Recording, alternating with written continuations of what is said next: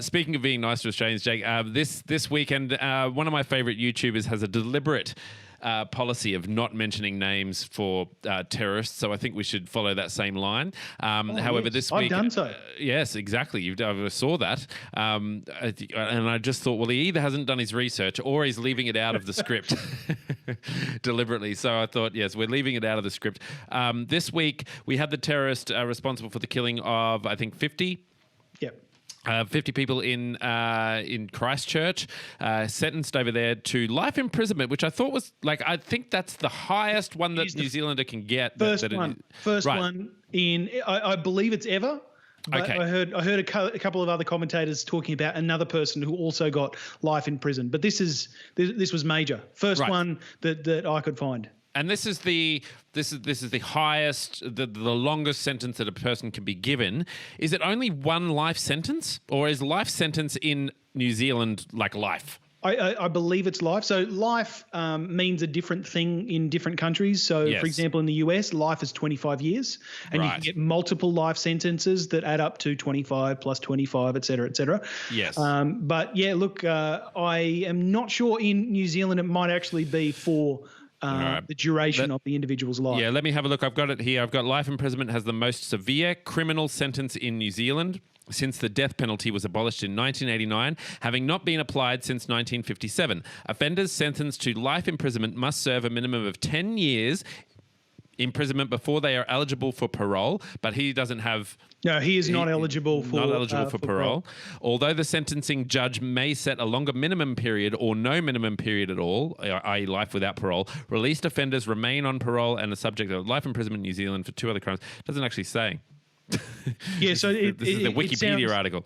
It sounds very much like indefinite, and there will probably be some, discussion later on in life, particularly if they're able to de-radicalize this individual. But it is very interesting because, of course, and we've talked about this on the show a couple of times before, Australia has these deportation laws that essentially mean that if you commit a serious crime here in Australia and you're from another country, you will be deported to your country of origin. And, of course, Australia has done this with a great number of countries in the past, but most notably with New Zealand, who has a great issue with the deportation.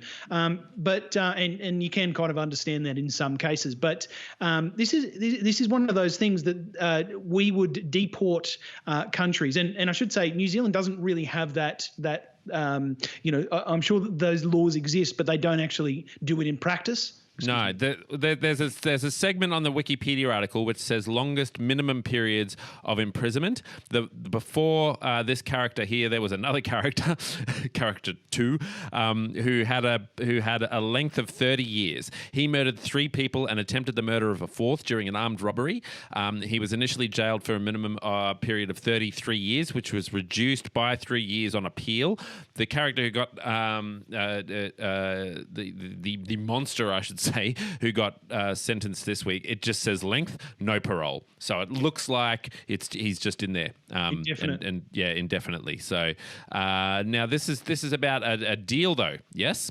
Well, it's less about a deal and more about an appeal. So there's that rhymed and it didn't mean it didn't. Yeah, I'll write that down. It was less about a deal and more about an appeal. So the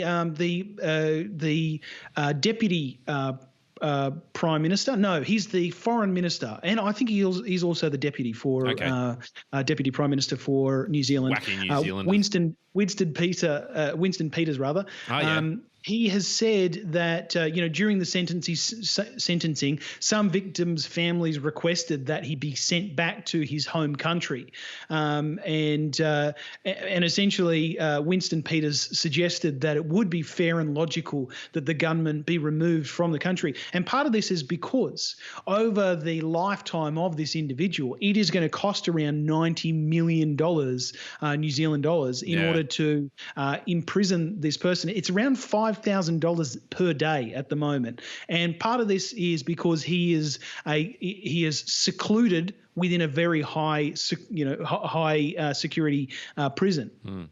So, he is requiring extra security. He's requiring, extra space, etc. So it's one of those things that should should in fact that cost be imposed on Australia instead of on New Zealand? But it's such an interesting question. We don't have any laws that would allow a prisoner swap with Right. New Zealand. Do we have any history about it? Well, we do with other countries, but not with New Zealand. Not with New Zealand. And Okay. interestingly, we actually do in Australia. We I can't remember the name of the thing, but there's a European process that enables prisoner swapping.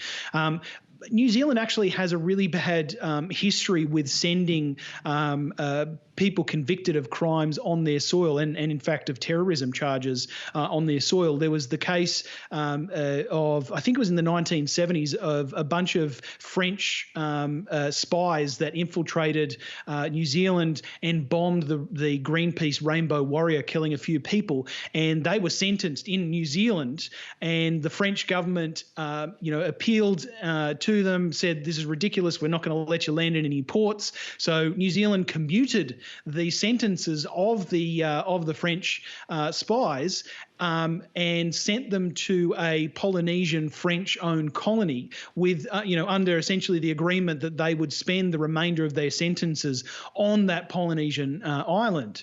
And the French just went and picked them up, brought them home, and gave them a very warm welcome parade. In fact, when they returned, New Zealand are right to be a little bit hesitant. Of course, we're quite close, and it does make sense that we would have a prisoner swap agreement for certain circumstances. But the prisoner swap agreement that Australia has currently under this European process requires that the prisoner themselves, once the government's agreed to swap the prisoners, essentially it requires the prisoner themselves to ask to be relocated to their country of origin. So, and there's no telling whatsoever what this individual would do. He's clearly not, I don't know. I don't want to go into the psychology of the guy, but it's one of those things. You just don't know what is on his mind.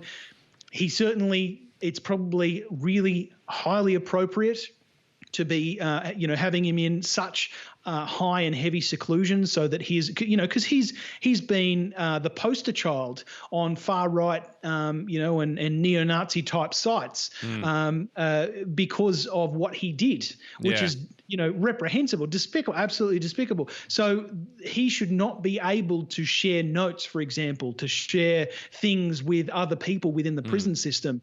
And you certainly don't want to give him access to radicalize other individuals within the prison system. So yeah, look, there's no easy answer here, but the Prime Minister Scott Morrison has left the door open to working with New Zealand on the issue.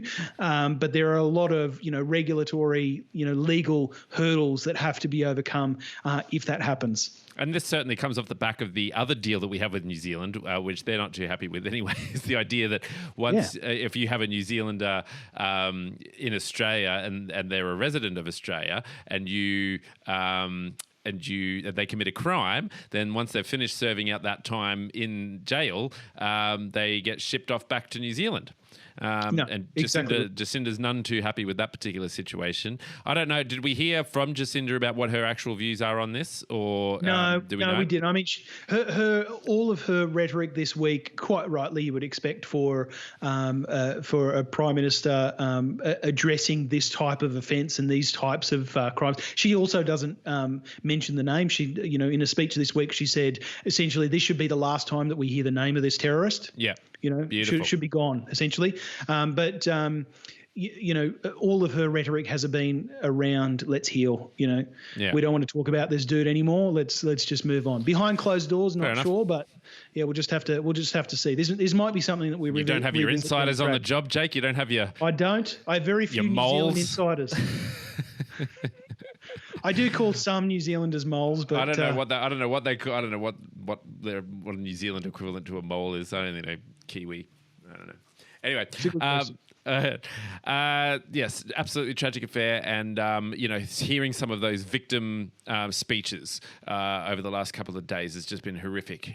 Really bringing to light the humanity of the situation and the lack of humanity of the situation too. Just that monster's complete lack of empathy is bewildering, to say the least. And I'm glad that those victim speeches exist, because to have that moment of being heard and having that cathartic moment to get everything that you needed to say off your chest. Not only that, but consolidating your thoughts to be able to give a speech like that as well. To be able to go, how do I actually feel? However long on, and what sort of things would I say if I could say them, and then having an opportunity to say them. I think hopefully that gives the victims' families some consolation, I guess, in the sense of being consoled. Yeah. Agree. Cool.